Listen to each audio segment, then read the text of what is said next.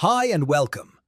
In this video, I will show you how to permanently delete your Zoom account using the Zoom app on your Android phone. If you want to completely remove your account and all related data forever, follow these clear steps carefully to finish the deletion process. First, open the Zoom app on your Android phone.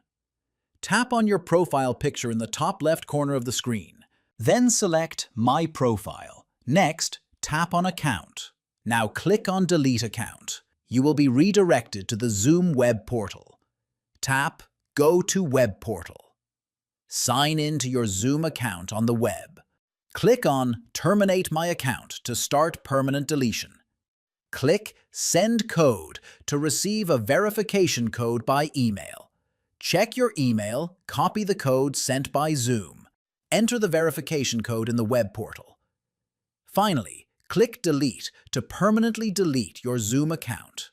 That's how you permanently delete your Zoom account on Android.